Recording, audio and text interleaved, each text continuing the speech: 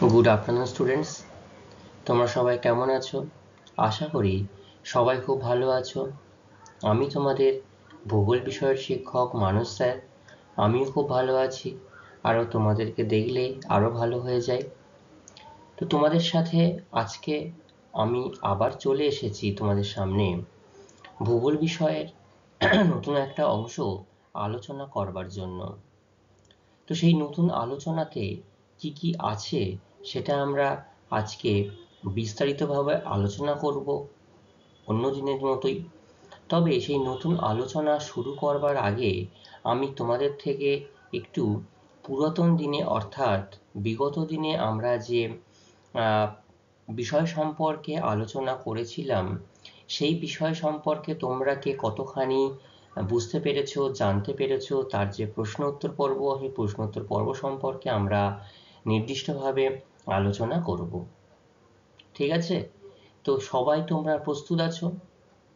সবাই নিজেদের যতটুকু প্রস্তুতি তোমরা নিয়ে এসেছো সেই প্রস্তুতিটা কতখানি আমাদের সঙ্গে শেয়ার করতে পারবে সেটা একটু দেখে নিই তাহলে। আচ্ছা, তার আগে আমি একটু জেনে নিই যে বিগত দিনে অর্থাৎ লাস্ট যে ক্লাস আমরা আলোচনা করেছিলাম, বলো তো সেই ক্লাসে আমরা কোন বিষয় সম্পর্কে আলোচনা করেছিলাম? একদম ঠিক, আমরা বিগত দিনে ভূমিকম্পের কারণ আলোচনা করেছিলাম। অর্থাৎ ভূমিকম্পের কারণের পরে আমরা আলোচনা করেছিলাম যে হিমালয় অঞ্চল অত্যন্ত ভূমিকম্প প্রবণ কেন হয়, এবং এই যে ভূমিকম্প, যে বিভীষিকাময় ভূমিকম্প, তাই না, একটা সব থেকে মারাত্মক আহ, বিপর্যয় যেটা ভূমিকম্প, সেই ভূমিকম্পের প্রভাব কতখানি আমাদের জীবনে পড়ে, এছাড়াও স্বাভাবিক পরিবেশ তথা বাস্তুতন্ত্রের উপর কিভাবে এর প্রভাব পড়ে সেগুলো সম্পর্কে আমরা ভালোভাবে জেনেছি। এছাড়াও ভূমিকম্পকালে যদি তোমার নির্দিষ্ট এলাকাতে বা আমাদের এলাকাতে অঞ্চলে ভূমিকম্প হয় তাহলে কিভাবে আমাকে যেমন বাঁচাবো তার পাশাপাশি আমার পরিবার, আমার আত্মীয় পরিজন, বন্ধু বান্ধবদের কিভাবে বা কোন নির্দিষ্ট কোন বার্তা দিয়ে, নির্দিষ্ট কোন সংকেত দিয়ে আমি তাদেরকে বোঝাবো যে তোমাদের এই কর্তব্যগুলো করণীয়, তাই না? তাহলে দেখো, আমি বিষয়বস্তুগুলো বলে দিলাম, এরপরে আমি জিজ্ঞাসা করছি যে তোমরা দেখি এখান থেকে কে কতখানি ভালোভাবে জিজ্ঞাসা করতে পারি, সরি, প্রশ্নের উত্তর দিতে পারো। জিজ্ঞাসা তো আমি করব। আচ্ছা, প্রথমে সব থেকে সহজ যে বিষয়বস্তু ছিল সেটা একটু জিজ্ঞাসা করে নিই যে ভূমিকম্প কালে তোমাদের বা আমাদের কি কি করণীয় একদম শুরুতে একটু বলো। আচ্ছা, একদম ঠিক বলছে তোমাদের বন্ধু। কি বললো তোমাদের বন্ধু? ভূমিকম্পের সময় একদম আতঙ্কিত হলে হবে না। অবশ্য আতঙ্কিত হয়, সেটা মানুষ তার নিজের অজান্তেই হয়তো সেই আতঙ্কটা নিজেদের মধ্যে চলে আসে। তবুও মাথায় রাখতে হবে অতিরিক্ত ভয় না পেয়ে এবং নিরাপদ কোনো আশ্রয়ে আমাদেরকে আশ্রয় নিতে হবে, এবং উঁচু কোনো স্থান থেকে, দেখা গেল তুমি দুতলা বা তিনতলা চারতলা বিল্ডিংয়ে তুমি বসবাস করো, সেই বিল্ডিংটা কাঁপুনি হচ্ছে, দুলছে, বা তোমার মনে হলো বিপদ আসতে পারে, তুমি যদি হঠাৎ করে সেইখান থেকে খুব দ্রুত হারে লাফ দেওয়ার চেষ্টা করো, সেটা কিন্তু তোমার পক্ষে অনেকটা ক্ষতিকর হয়ে দাঁড়াবে। তাহলে সেটা আমরা করতে পারবো না। আচ্ছা, ঘরের মধ্যে থাকলে কি করতে হবে? তৎক্ষণাৎ কোনো খাট বা টেবিল শক্তপোক্ত, সেই টেবিলের তলায় কি করতে হবে? আশ্রয় নিতে হবে। দেওয়াল, দরজা বা জানালা এগুলো থেকে, এই আসবাবপত্র থেকে দূরে থাকতে হবে। কেন? কারণ যদি দেওয়াল, আসবাবপত্র, জানালা যদি ফেটে গিয়ে তোমার দিকে ধাবিত হয় বা চলে আসে, সেটা তোমার পক্ষে বিপজ্জনক হতে পারে। এবং এই সময় কোনো রকম বিদ্যুতের সহকারী যে বিভিন্ন জিনিসপত্র সেগুলো থেকে বিরত থাকা, লিফট থেকে বিরত থাকা, বিদ্যুৎ বিচ্ছিন্ন করে দিতে হবে। এবং যদি তুমি কোথাও আটকে পড়ো তাহলে এমন কোনো সংকেত ব্যবহার করে উদ্ধারকারী দলকে তোমার দিকে দৃষ্টি আকর্ষণ করতে হবে। আর ঘরের বাইরে থাকলে কি করতে হবে? ঘরের বাইরে থাকলে আমাদেরকে প্রতি যেটা করা উচিত সেটা হচ্ছে যে যেটা হোর্ডিং, সেতু, গাছপালা তার থেকে দূরে কোনো ফাঁকা স্থানে, ফাঁকা মাঠের মধ্যে আমাদের দাঁড়িয়ে থাকতে হবে, দাঁড়ানো উচিত, যাতে কোনো বৃহৎ অট্টালিকা বা গাছপালা এই ভূমিকম্পের ফলে ক্ষতিগ্রস্ত হয়ে আমাদের ঘাড়ে বা আমাদের মাথায় না পড়ে। ঠিক আছে? আচ্ছা, এটা তো একটা বিষয় গেল। এর সাথে সাথে আরো একটা জিনিস, সেটা হচ্ছে যে বলো তো ভূমিকম্পের ফলাফল কি হয়? আচ্ছা, প্রথমে একদম শুরুতেই ভূমিকম্পের ফলে জীবন ও প্রচুর পরিমাণে সম্পত্তির বিনাশ হয়। তো স্বাভাবিকভাবে ভূমিকম্পের ফলে যদি হঠাৎ প্রবল ঝাঁকুনি অনুভূত হয়, কম্পন অনুভূত হয়, আমাদের এই শহরের যে পুরাতন ঘর বাড়িগুলো রয়েছে বা নতুন ঘর বাড়িগুলো, সেগুলো তো আর ভূমিকম্প রোধ প্রযুক্তি ব্যবহার করা হয় না। তো সহজেই কিন্তু রাস্তাঘাট, টাওয়ার, গাছপালা, জলের ট্যাঙ্কি, যে উঁচুতে জলের ট্যাঙ্কগুলো বিভিন্ন জায়গায় এখন দেখবে করা হচ্ছে, ভূগর্ভস্থ টেলিফোন লাইন, গ্যাসের লাইন, এগুলো কিন্তু নিমেষের মধ্যে একটা ধ্বংসস্তূপের দিকে পরিণত হয়ে যায়। ঠিক আছে? এবং এর সাথে সাথে প্রচুর পরিমাণে মানুষ তথা এই যে পরিবেশে বসবাসকারী সব ধরনের জীবজন্তু, তাদেরও বাসস্থানের কিন্তু একটা ব্যাপক সংকট দেখা দেয়, যা একটা চরম বিপর্যয় ডেকে আনে। এবং এত পরিমাণে বিপর্যয়, এত মারাত্মক বিপর্যয় ডেকে আনে, যে বিপর্যয় দেখা গেল অনেক সময় খুব বড় বড় সংস্থাদের নিরাপত্তার কাজে, উদ্ধার কার্যে হাত লাগাতে হয়। কৃষিক্ষেত্র বিলোপ। কৃষিক্ষেত্র বিলোপ কেমন ভাবে হবে? ভূমিকম্পের ফলে কি হয়? ভূমিকম্পের ফলে কিন্তু সমুদ্র অঞ্চলে কি হয় বলতো? বাহ, খুব ভালো বলেছে, সুনামি হয়। তো এই সুনামি হওয়ার ফলে সমুদ্রের নোনা জল কোথায় প্রবেশ করে? একদম ঠিক লোকালয়ে প্রবেশ করে যায়, বা আমাদের বসবাসকারী যে স্থানগুলো রয়েছে সেই স্থানগুলোতে কিন্তু চলে আসে। তো এখানে চলে আসার ফলে কি হয়, যে কৃষি জমি যেগুলো রয়েছে, শস্য জমি যেগুলো রয়েছে, সেগুলো যদি এই নোনা জলের তলায় ডুবে যায়, লবণাক্ত জলের তলায় চলে যায়, তাহলে সেইখানে এই উর্বর কৃষি জমির কি হবে? নষ্ট হয়ে যাবে, সেগুলো ধ্বংসপ্রাপ্ত হয়ে যাবে, তাই না? আচ্ছা, এছাড়াও কি হচ্ছে? প্লাবন হচ্ছে। প্লাবন মানে এই যে সুনামির ফলে বা ভূমিকম্প হওয়ার ফলে দেখা গেল দুর্বল কোনো জায়গার বাঁধ ফেটে যেতে পারে, বা যে জলাধার যেগুলো রয়েছে, জলাধারের বাঁধ ভেঙে যেতে পারে। ভেঙে গিয়ে কিন্তু সেই জলাধারের জল বিভিন্ন অংশে গিয়ে কিন্তু তোমার প্লাবন, যেটা বন্যা হতে পারে। এছাড়াও ধস নামতে পারে, বা হিমানি সম্প্রপাত, যেটা ভূমিকম্পের ফলে ভূমি যখন কেঁপে ওঠে, পাহাড়ি অঞ্চলে ওপর থেকে বড় বড় পাথরের চাই, বরফের চাই, এগুলো কিন্তু ধীরে ধীরে নিচে নেমে এসে ধসের প্রভাব লক্ষ্য করা যায়, তাই না? তাহলে এইরকম ভাবে আমরা দেখছি যে ভূমিকম্পের যে মারাত্মক প্রভাব, মারাত্মক ফলাফল, যেটা চরম বিপর্যয় ডেকে আনে আমাদের এই মানুষ তথা সমগ্র পরিবেশে। ঠিক আছে? আজকে আমরা আলোচনা করব সম্পূর্ণ নতুন একটা বিষয়। সেটা হচ্ছে, যে বিষয়টা আজকে আমরা আলোচনা করব, এটা সংঘটিত হয় বা সৃষ্টি হয়, উৎপত্তি হয়, বলতে পারি এরা সম্পূর্ণভাবে ভূমিকম্পের প্রভাবেই কিন্তু সৃষ্টি হয়। এবং এই যে জিনিসটা, এটা সম্পূর্ণভাবে ভূমিকম্পের প্রভাবে সৃষ্টি হয় উপকূল অঞ্চলেই এর সর্বাত্মক প্রভাব লক্ষ্য করা যায়, এবং সর্বাধিক ক্ষতি এই উপকূল অঞ্চলেই হয়। ঠিক আছে? হ্যাঁ, ঠিকই বলেছো, যেটা হচ্ছে সামুদ্রিক ঢেউ। অর্থাৎ আমরা যে সচরাচর যে নদীতে বা সমুদ্রে ছোট ছোট মৃদু মোলায়েম ঢেউ দেখতে পাই, এই ঢেউ কিন্তু সেই ঢেউয়ের মতো নয়, যেটা খুব ব্যাপক আকারের ঢেউ একটি। এই ঢেউ প্রায় সমুদ্রের গভীর অঞ্চলে, সমুদ্রের বিশেষ করে মাঝ সমুদ্রে যেটা বলি আমরা, 7 থেকে 8 মিটার পর্যন্ত এই ঢেউ লক্ষ্য করা যায়। তার মানে সমুদ্রের গভীর অঞ্চলে যদি 7 থেকে 8 মিটার ঢেউয়ের উচ্চতা হয়, তাহলে উপকূল অঞ্চলে এই ঢেউ কতখানি হবে সেটা বুঝতে পারছো। উপকূল অঞ্চলে এটি প্রায় 28 থেকে 30 মিটার, 30 থেকে 40 মিটার পর্যন্ত এর উচ্চতা দেখা দিতে পারে। এবং এই জল যখন উপকূলের বিভিন্ন অঞ্চলে বসবাসকারী স্থানে চলে যায়, তার বিভিন্ন রকম প্রভাব লক্ষ্য করা যায়।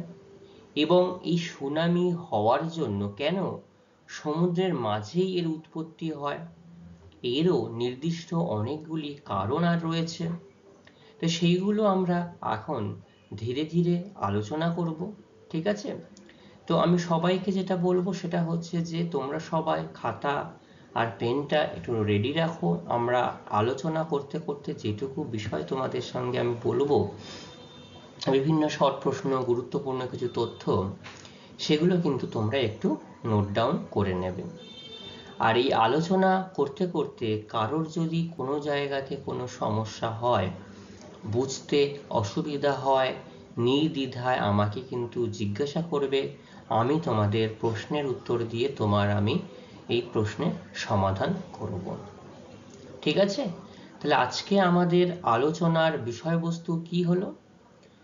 নবম শ্রেণীর তোমরা সবাই প্রিয় ছাত্রছাত্রীদের এই নবম শ্রেণীর ভূগোল বিষয়ের ষষ্ঠ অধ্যায়, এই ষষ্ঠ অধ্যায়ের যে নাম রয়েছে দুর্যোগ ও বিপর্যয়, এই দুর্যোগ বিপর্যয়ের আজকে আমরা আলোচনা করব সুনামি সম্পর্কে।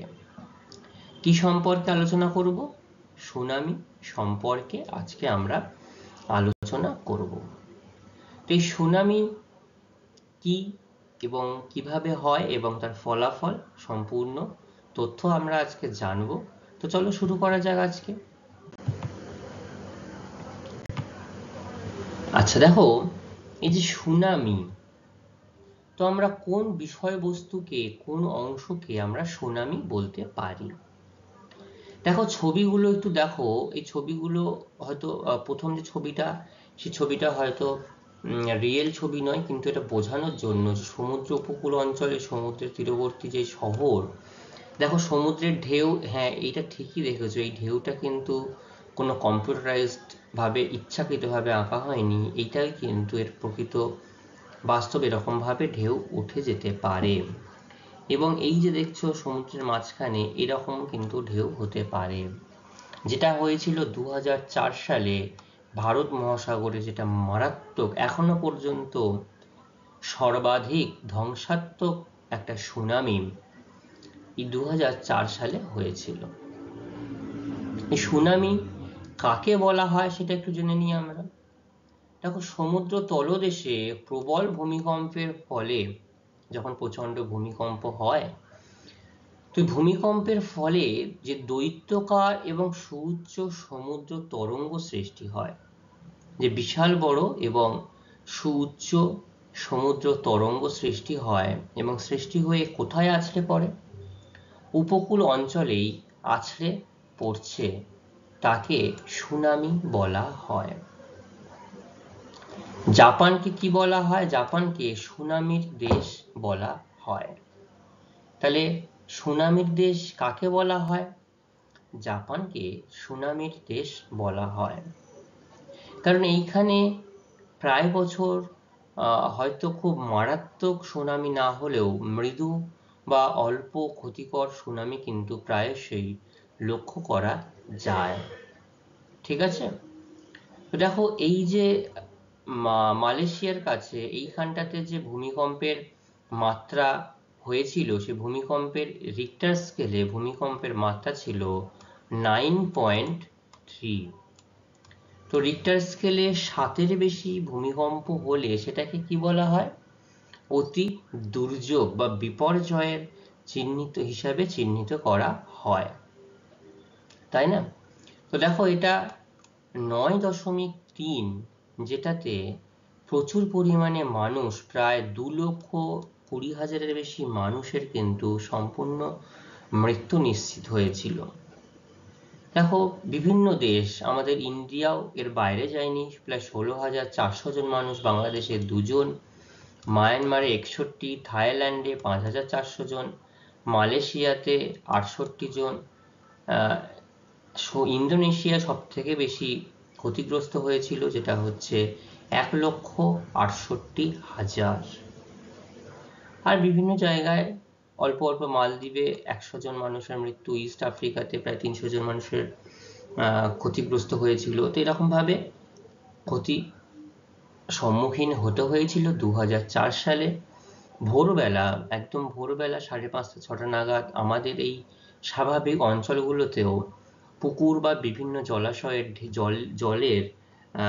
জলের যে ওপরের যে লেভেল, সেটা এরকম ভাবে বেশ আন্দোলিত হতে দেখা গেছিল। নদীতে যেমন ঢেউ দেখো বর্ষাকালে বা কালবৈশাখীর সময়, এখানেও এইরকম ভাবে কিন্তু এই ঢেউগুলো লক্ষ্য করা গেছিল। তার মানে ভাবো, পুকুরে যদি, ছোট্ট জায়গায় আবদ্ধ জলাশয়ে যদি এরকম ঢেউ বা পরিমাণ লক্ষ্য করা যায়, তাহলে উপকূল অঞ্চলে এই সমুদ্রের কি ভয়ঙ্কর পরিণতি হয়েছিল, তাই না? তো বুঝতে পারলে? আচ্ছা, এই সুনামির বানানটা একটু সবাই খেয়াল করবে, যেহেতু এটা একটা জাপানি শব্দ। তো সবার শুরুতেই টি একটা থাকে, যেটাকে আমরা উজ্জ হিসাবে আমরা প্রনাউন্সিয়েশন করি, উচ্চারণ করি, ঠিক আছে? তো এটাকে আমরা বলছি সুনামি, যেটা টি দিয়ে শুরু, তারপরে SUNAMI, সুনামি, ঠিক আছে? আচ্ছা, এই সুনামি যেটা আমি বলছিলাম, কোন শব্দ থেকে উৎপত্তি লাভ করেছে? জাপানি শব্দ সুনামির উৎপত্তি হয়েছে TSU হারবার, অর্থাৎ বন্দর থেকে। সু হারবার, যেটা আমরা উচ্চারণ করলে কি বলবো? সু হারবার, অর্থাৎ এর অর্থ হচ্ছে বন্দর, ঠিক আছে? ও নামি ওয়েভ, এর অর্থ হচ্ছে ঢেউ। তাহলে সুনামির পুরো অর্থ কি? বন্দর তীরবর্তী ঢেউ, ঠিক আছে? বোঝা গেল? অর্থাৎ বন্দর, এই বন্দরের তীরবর্তী, বন্দরের যে অংশে ঢেউ লক্ষ্য করা যায়, সেটাই হচ্ছে সুনামি, যেটা অনেকটা উচ্চতা বিশেষে এই ঢেউটা উপকূল অঞ্চলে আছড়ে পড়ে, ঠিক আছে? ভারতে সুনামি সতর্কতা কবে থেকে চালু হলো? তো যখনই যে সময় বা যে নির্দিষ্ট সময়ে ভারতবর্ষে সুনামির ব্যাপক একটা ক্ষতিকর প্রভাব লক্ষ্য করা গেছিল, এই ক্ষতিকর প্রভাবের পরেই ভারত সরকার বেশ এই বিষয়টাকে নিয়ে ভাবনা চিন্তা করা শুরু করে। তার পরিপ্রেক্ষিতে 2007 সালে 7 সাল থেকে নতুন একটা ব্যবস্থা চালু হয়েছে, তার নাম কি? DART, DART. দেখো, বলা হচ্ছে এই হচ্ছে ডার্ট। দেখো, ওপরটা ঠিক এরকম, আর এটা ভিজুয়ালাইজেশন, ডিজিটালাইজ করলে ঠিক তার ছবিটা এরকম দাঁড়ায়। সেটা কি একটু জেনে নিই আগে। 2004 সালে ভারত মহাসাগর অঞ্চলে সুনামির পর কি হলো? ভারত সরকার 125 কোটি টাকা ব্যয়ে, কত? 125 কোটি টাকা ব্যয়ে সুনামি সতর্কতা পদ্ধতি অবলম্বন করলেন। কি করলেন তার জন্য? সমুদ্রপৃষ্ঠ থেকে 6 কিমি গভীরে, দেখো সমুদ্রপৃষ্ঠ, সমুদ্র লেভেল, সমুদ্রের ঢেউ এখান থেকে 6 কিমি গভীরে কি করলো? 6 থেকে 12টি deep ocean assessment and reporting of tsunami, বা সংক্ষেপে ডার্ট, অর্থাৎ deep ocean assessment and reporting of tsunami, ঠিক আছে? যেটাকে ডার্ট সংক্ষেপে বলা হচ্ছে। ডার্টের পুরো কথা তোমাদের জিজ্ঞাসা করতে পারে, কি বলবে? ডি ফর ডিপ ওশান, গভীর সমুদ্র, অ্যাসেসমেন্ট, যেটা পর্যালোচনা করা হয়, A for assessment, and reporting, R for reporting, and tsunami, T for tsunami. এটার ব্যবস্থা করা হয়, ব্যবস্থা করে 2007 সাল থেকে এই পদ্ধতি চালু করা হয়েছে। এর কাজটা কি? এটা উপগ্রহের মাধ্যমে, ঠিক আছে, সংকেত পাঠাবে। এখানে একটা বিশিষ্ট নির্দিষ্ট যন্ত্র স্থাপন করা হয়েছে, যেটি সরাসরি উপগ্রহের থেকে তথ্য নিয়ে, উপগ্রহের সাহায্যে তথ্য নিয়ে এটা কোথায় দেবে? এই যে দেখো সুনামি ওয়ার্নিং সেন্টার, তার মানে সুনামি যেটা আমাদেরকে সতর্কতা দেবে, তথ্য দেবে। আর তার নিচে ঠিক এরকম নিচে ভারী যন্ত্র বা ভারী বস্তু দিয়ে নিচে এরকম একটা ট্রান্সমিটার, যেটাকে সুনামি মিটার বলা হচ্ছে, সুনামিটার, এর সাহায্যে এইখান থেকে তথ্যটা যেটা জলের উপরে রয়েছে এইখানে আসবে, এইখান থেকে উপগ্রহের চিত্রের মাধ্যমে আবার এই সুনামি ওয়ার্নিং সেন্টার এইখানে চলে যাবে, তারপর সেটা আমাদেরকে সতর্কতা দেবে। আর এই যে দেখতে পাচ্ছ বিশেষ একটা জিনিস যেটা জলের উপরে ভাসছে, সেটাকেও ভারী একটা লোহার দণ্ডের মাধ্যমে সেটাকে কিন্তু নিচে এরকম চেন দিয়ে আটকে রাখা হয়েছে, যাতে সেটা চট করে বিভিন্ন জায়গায় নড়াচড়া না করে। এরকমভাবে বিভিন্ন জায়গায় 6 থেকে 12টি ভারত মহাসাগরের বিভিন্ন অঞ্চলে, যেহেতু আমরা ভারত মহাসাগরের যে দক্ষিণ দিক, পূর্ব দিক, পশ্চিম দিকটা আবার আরব সাগর, পশ্চিম দিক বঙ্গোপসাগর, কিন্তু ভারত মহাসাগরেরও অংশ বলা যেতে পারে। তো বিভিন্ন জায়গায় এগুলোকে স্থাপন করা হয়েছে, ঠিক আছে? যেখান থেকে যদি সুনামি আসে বা ভূমিকম্পের, যদি কোনো ভূমিকম্পের এখনো পর্যন্ত সম্পূর্ণভাবে আগাম সতর্কতা পাওয়ার ব্যবস্থা এখনো হয়ে ওঠেনি, বিজ্ঞানীরা চেষ্টা চালিয়ে যাচ্ছে, কিন্তু এখনো সঠিকভাবে তথ্য মানে সতর্কতামূলক তথ্য দেওয়ার মতো এখনো বোঝা যায়নি।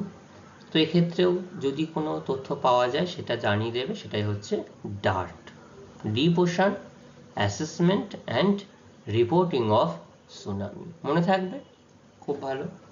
এই পর্যন্ত যা আমরা বললাম, কারোর কি বুঝতে কোথাও কোনো অসুবিধা হয়েছে? আচ্ছা, খুব ভালো। এই সুনামি কেন হয়, কারণ কি কি? তো সুনামি হওয়ার প্রধান 3টি কারণ হচ্ছে, প্রথম কারণ হচ্ছে আর্থকোয়েক অর্থাৎ ভূমিকম্প, যেটা আমরা আগের অংশে আলোচনা করেছি, তাই না? ভূমিকম্প কিভাবে হয়, কেন হয়, ভূমিকম্পের ফলাফল, ভূমিকম্পের ফলাফলের মধ্যে আমরা কি জেনেছিলাম? সুনামি হয় জেনেছিলাম তো, প্রবল জলোচ্ছ্বাস। আচ্ছা, তো এক্ষেত্রে তাহলে সুনামির, আর্থকোয়েকের ফলে সুনামি হচ্ছে। ভলকানিক ইরাপশন অর্থাৎ অগ্নুৎপাত বা অগ্নুদ্গম, ল্যান্ডস্লাইড যেটা ভূমিধস, তাই না? তো প্রথম যে কারণ, সেই কারণটা আমরা একটু জানি। তা কি কি কারণ বললাম? 3টি কারণ। কি কি? আর্থকোয়েক, ভলকানিক ইরাপশন আর ল্যান্ডস্লাইড। তো প্রথমে ভূমিকম্প। তো ভূমিকম্প কিভাবে হয় তখন তো আমরা জেনেছি, কিন্তু যেহেতু এখন আমরা সুনামি বিষয়ে নির্দিষ্টভাবে আলোচনা করছি, তাই আরো একবার আমরা একটু জেনে নেব। সমুদ্রের তলদেশে, আমি তোমাদেরকে আগেই বলেছি যে সমুদ্রের তলদেশে বিভিন্ন পাত কিন্তু সেখানে বিছিয়ে রয়েছে। ঠিক প্লেট যেমন হয় আমাদের বাড়ির, শিল্ড যেমন হয়, সেরকম পাশাপাশি প্লেট থাকলে কি হয়? ধাক্কা লাগলে আওয়াজ হয়। তো এরকম এরকম সমুদ্রের তলদেশে দুটি পাতের সংঘর্ষে কি হয়? ভারী সামুদ্রিক পাত হালকা মহাদেশীয় পাতের নিচে, অর্থাৎ যদি দুটো পাত, এ একটা পাত এ একটা পাত, এটা যদি ভারী পাত হয়, এটা যদি হালকা পাত হয়, তা ভারী পাতটা কি হয়? এই হালকা পাতের নিচে ধীরে ধীরে কিন্তু প্রবেশ করবে, ঠিক আছে? বা এই দুটি সামুদ্রিক পাতের মধ্যে ভারীটি কি হয়? হালকা পাতের নিচে প্রবেশ করে প্রবল ভূমিকম্প হয়। তাহলে এই ক্ষেত্রে রিক্টার স্কেলে এই মাত্রা কিন্তু 8-এর বেশি হয়। দেখো এই ছবিটা একটু খেয়াল করো, কি হচ্ছে? দেখো এই ক্ষেত্রে দেখো ভারী পাতটা নিচের দিকে চলে যাচ্ছে, হালকা পাতটি উপরের দিকে চলে যাচ্ছে, উঠে যাচ্ছে। তো এই যে ভারী পাত নিচের দিকে যাওয়ার জন্য এখানে যে কম্পন অনুভূত হলো, এটা হচ্ছে সেন্টার, এবং এখান থেকে সরাসরি গিয়ে এই যে পাত উপরে উঠে যাচ্ছে, তাহলে সমুদ্রের জলতল খানিকটা এই পাতের সঙ্গে উপরে উঠে যাচ্ছে, ঠিক আছে? এবার যেহেতু ধাক্কা খাচ্ছে, দেখবে আমরা যে হোলি খেলার বা যে বিভিন্ন সিরিঞ্জ দেখবে, খুব ভালো ইঞ্জেকশনের সিরিঞ্জ দেখবে, যদি জল নিয়ে একটু সামান্য পুশ করো, তো সেই জলটা কতটা দূরে চলে যায়। এটা কিন্তু এই ক্ষেত্রে এরকম, হয়তো খুব পাতটা হয়তো খুব সামান্যই ওপরে উঠছে, কিন্তু তার মাত্রা জলের ওপরে কিন্তু অনেকটা বেশি লক্ষ্য করা যায়। এই যে দেখো, এখানে ঢেউটা এরকম ধাক্কা হলো পাতের, হওয়ার ফলে ঢেউটা অনেক বেশি অনেক উপরে উঠে যায়। আর এর নিচে হচ্ছে ম্যাগমার স্তর।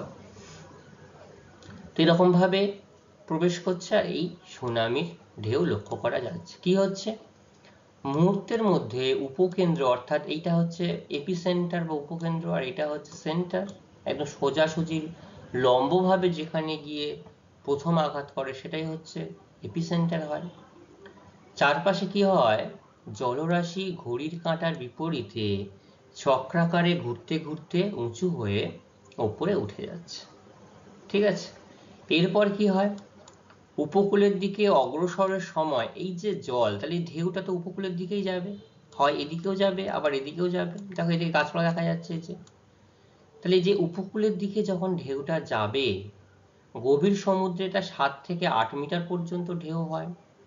এবং তোমরা জানো, দেখবে যে উপকূল, তুমি নদীর পাড়ে দাঁড়িয়ে রয়েছো বা সমুদ্রের পাড়ে দাঁড়িয়ে রয়েছো, বা তুমি যদি পুকুরেও কোনো পাথর ফেলো, দেখবে সেই পাথরের সেই যে জলের যে ঢেউটা, সেটা কিন্তু ধীরে ধীরে পাড়েই গিয়ে আঘাত করে। যদি কোনো বড় জাহাজ যায় সমুদ্রের মাঝখানে বা নদীতে মাঝখানে, কিন্তু সেই জলের কিন্তু অত তীব্র ভাব লক্ষ্য করা যায় না, কিন্তু সেটা যখন পাড়ে এসে আঘাত করে সেটা অনেকটা জোরে তীব্রভাবে আঘাত করতে দেখা যায়। তো ঢেউর ক্ষেত্রেও একই রকম ভাবে এই সমুদ্রের মাঝখানে যদি 7 থেকে 8 মিটার পর্যন্ত উঁচু উঁচু ঢেউ লক্ষ্য করা যায়, উপকূলের দিকে কত হয়, 30 থেকে 40 মিটার, অর্থাৎ এর কত গুণ হচ্ছে, প্রায় 6 গুণ 5 গুণ, অর্থাৎ 5 থেকে 6 গুণ বেশি তীব্র ঢেউ লক্ষ্য করা যায়। গিয়ে কোথায়, উপকূল ভাগে ব্যাপক জলোচ্ছ্বাস সৃষ্টি করে। তবে এই হচ্ছে ভূমিকম্পের ফলে সৃষ্ট সুনামি। ঠিক আছে, বোঝা গেল তাহলে? দুটি পাত পাশাপাশি থাকলে ভারী পাতটা নিচে চলে যাবে, হালকা পাতটি উপরে উঠে যাবে, এবং এক্ষেত্রে রিক্টার স্কেলে ভূমিকম্পের মাত্রা প্রায় 8-এর বেশি হয়ে যায়। বেশি হওয়ার জন্য কি হয়, এই যে ঠিক এপিসেন্টার যেটা উপকেন্দ্র সেখানে জলরাশি ঘড়ির কাঁটার বিপরীতে ঘুরতে চক্রাকারে ঘুরে ওপরের দিকে উঠে যাচ্ছে। ওঠার ফলে উপকূল অঞ্চলের দিকে প্রায় 30 থেকে 40 মিটার উঁচু ঢেউয়ের জলরাশি উপকূল অঞ্চলে আছড়ে পড়ে প্রবল জলোচ্ছ্বাস সৃষ্টি করে। এবং এত উঁচু যদি ঢেউ হয়, কোনো জায়গাতেই যত উঁচুই বাঁধ দাও, কোনোভাবেই কিন্তু এই ঢেউয়ের তীব্রতা রক্ষা করা সম্ভব নয় বা মোকাবিলা করা সম্ভব নয়।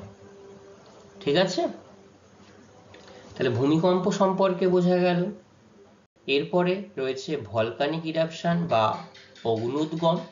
ঠিক আছে, সেটা আমরা জানবো এবার। তো অগ্নুৎপাতের ফলে দেখো, এই হচ্ছে অগ্নুৎপাত। কি হচ্ছে, আমি নিচে দেখালাম যে দুটি পাত সংঘর্ষ হলে সেখানেও কিন্তু হতে পারে। তো নিচে ম্যাগমা ছিল, পাতের নিচেই ম্যাগমার ওপরেই পাতগুলো চলন লক্ষ্য করা যায়। তো ম্যাগমার যখন সমুদ্রের নিচে নিমজ্জিত ম্যাগমা বা হ্যাঁ আগ্নেয়গিরি যে হঠাৎ করে যে বিস্ফোরণ হয়, তাহলে যদি হঠাৎ করে যে বিস্ফোরণ, তখনও কিন্তু এই জলের একটা তীব্র জলোচ্ছ্বাস লক্ষ্য করা যায়। সেটা গিয়ে দেখো, এই যে তীব্র জলোচ্ছ্বাস উঁচু হয়ে একটা বিরাট ঢেউ লক্ষ্য করা যাচ্ছে, এই ঢেউটা গিয়ে উপকূল অঞ্চলে কিন্তু প্রায় 25, 30, 40 মিটার পর্যন্ত উঁচু হয়ে সমুদ্র অঞ্চলে আছড়ে পড়ছে। এর ফলেও, অগ্নুৎপাতের ফলেও কিন্তু সুনামি সৃষ্টি হয়। এই সমুদ্রে নিমজ্জিত আগ্নেয়গিরিতে প্রবল বিস্ফোরণের সঙ্গে লাভা নির্গমনের ফলে সুনামি সৃষ্টি হয়।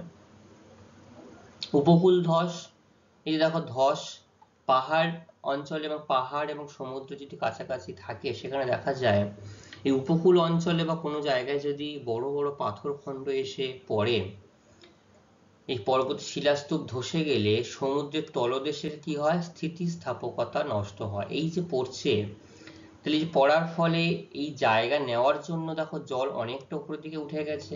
আমি শুরুতেই বললাম না, পাথর ছুঁড়লে কি হয়, জল খানিকটা উপরের দিকে উঠে যায়। এক্ষেত্রেও দেখো বড় পাথর পড়েছে, অনেক বড় ঢেউ সৃষ্টি হচ্ছে। এটা গিয়ে কোথায় আঘাত করছে, উপকূল অঞ্চলে গিয়ে আঘাত করছে। তাহলে এর ফলেও কিন্তু সুনামি হচ্ছে। তাহলে কি কি কারণে সুনামি হয়, ভূমিকম্প, অগ্ন্যুৎপাত, উপকূলের ধস। কি কি কারণে সুনামি হয় বললে 3টি কারণ তোমাদেরকে বলতে হবে।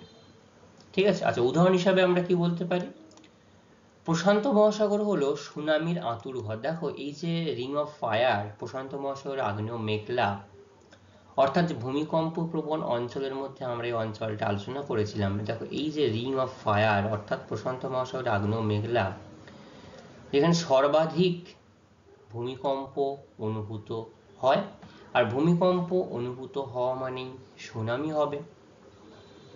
তো উদাহরণ কি কি রয়েছে, জাপানে 1707 সালে, লিসবনে 1755-তে, মরক্কোতে 1755, দক্ষিণ চীন সাগর, জাভা, সুমাত্রা, ইতালি, এগুলোতে কিন্তু হয়েছিল।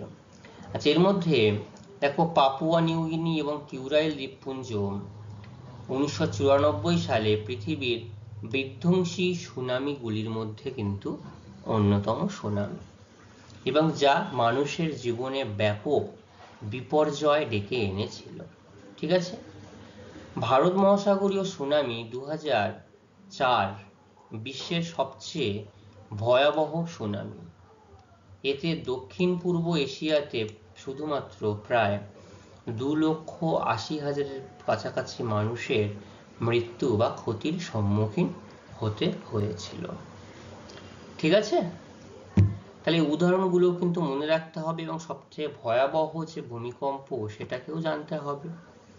আচ্ছা বোঝা গেল এই পর্যন্ত, কারণ উদাহরণ বোঝা গেল, আর কি বাকি থাকলো, একদম ঠিক বলেছো, ফলাফল।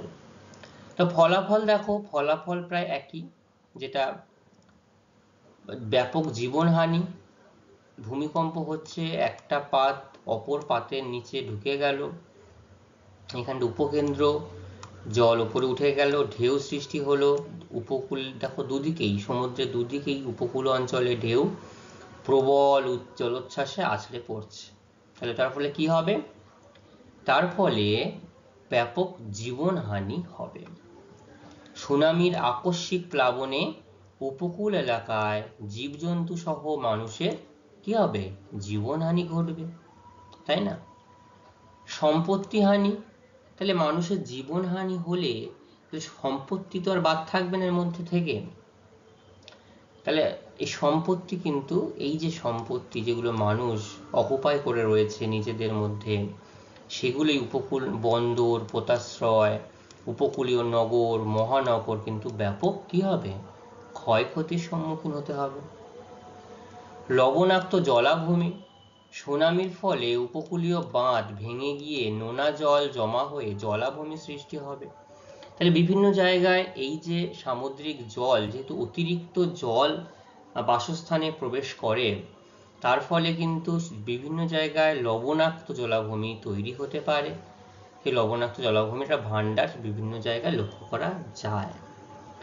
ঠিক আছে, দেখো এই সুনামি যদি এই মাত্রা হয়, তার সিসমোগ্রাফে রিক্টার স্কেলে ভূমিকম্পের মাত্রা কিন্তু এইরকমই লক্ষ্য করা যায়। ঠিক আছে, তাহলে আমরা কি কি ফলাফল জানলাম, ব্যাপক জীবনহানি হচ্ছে, সম্পত্তি হানি হচ্ছে, আর লবণাক্ত জলাভূমি, এই 3টি কারণ আমরা লক্ষ্য করতে পারলাম। 4 নম্বর কি রয়েছে, শস্য উৎপাদনে বিঘ্ন। দেখো যে ছবিগুলো তোমাদের সামনে তোমরা দেখতে পাচ্ছ, সুনামির ফলে যদি এরকম ভয়ঙ্কর ক্ষতিগ্রস্ত অবস্থা হয়, তাহলে শস্য উৎপাদন কি করা যাবে, সহজে করা যাবে না। তাহলে সুনামির নোনা জল চাষের জমিতে ছড়িয়ে কি করবে, মাটিকে লবণাক্ত করে শস্য উৎপাদন ব্যাহত করবে। তাহলে শস্য উৎপাদন সঠিকভাবে হবে না। বাস্তুতন্ত্র কি হবে, বাস্তুতন্ত্র কিন্তু বিপন্ন হয়ে যাবে। উপকূলবর্তী ম্যানগ্রোভ বনভূমি ও বাস্তুতন্ত্রের প্রভূত ক্ষতি হবে এবং সামুদ্রিক মাছ সহ জলজ প্রাণী মারা পড়বে। কারণ বোঝা গেল বাস্তুতন্ত্র কিন্তু সম্পূর্ণভাবে নষ্ট হয়ে যাবে। এই যে ছবিটা দেখতে পাচ্ছ, এই ছবিটা দেখতে পাচ্ছ, দেখো বাস্তুতন্ত্রের কোনো চিহ্ন রয়েছে? একটা ধ্বংসাত্মক বাস্তুতন্ত্র লক্ষ্য করছে না আমাদের চোখে? এখানেও দেখো ধ্বংসাত্মক একটা অবস্থা লক্ষ্য করতে পারছি। তো এরকম অবস্থা কিন্তু হয়। তাহলে কি কি হয় সুনামির ফলে? 1 নম্বর বলো, ব্যাপক জীবনহানি, সম্পত্তিহানি, লবণাক্ত জলাভূমি, শস্য উৎপাদনে বিঘ্ন আর বিপন্ন বাস্তুতন্ত্র। তাহলে সুনামি কাকে বলে? সুনামি কোন শব্দ থেকে উৎপত্তি হয়েছে? সুনামি সতর্কতামূলক ব্যবস্থা কি? সুনামি উৎপত্তির কারণ এবং ফলাফল। তাহলে আজকে যেটুকু অংশ আমরা আলোচনা করেছি, এইখান থেকে কারোর কি বুঝতে কোথাও কোনো সমস্যা হচ্ছে বা হয়েছে? সমস্যা নেই, খুব ভালো কথা। আচ্ছা দেখো, এই সুনামি থেকে আমরা এই গুরুত্বপূর্ণ বিভিন্ন প্রশ্নগুলো আমি তোমাদের সামনে রেখেছি, শর্ট প্রশ্ন থেকে বড় প্রশ্ন সবই তোমাদের সামনে রেখেছি, এবং তোমরা এই প্রশ্নগুলো পাঠ্যপুস্তক থেকে খুব ভালোভাবে বুঝে নিজেদের মতো করে এটা একটু রেডি করে আসবে। আমি পরবর্তী ক্লাসে শুরুতেই কি করব, এইখান থেকে তোমাদেরকে প্রশ্ন উত্তর জিজ্ঞাসা করব, ঠিক আছে? তাহলে এই প্রশ্নগুলো থেকে কারোর কি বুঝতে কোথাও কোনো সমস্যা হচ্ছে? হচ্ছে না, খুব ভালো কথা। আজকের ক্লাস আমাদের এই পর্যন্তই থাকবে। পরবর্তী ক্লাসে আবার আমরা পরবর্তী সম্পর্কে বিস্তারিত আলোচনা করব। সকলকে অসংখ্য ধন্যবাদ, সবাই খুব ভালো থাকবে।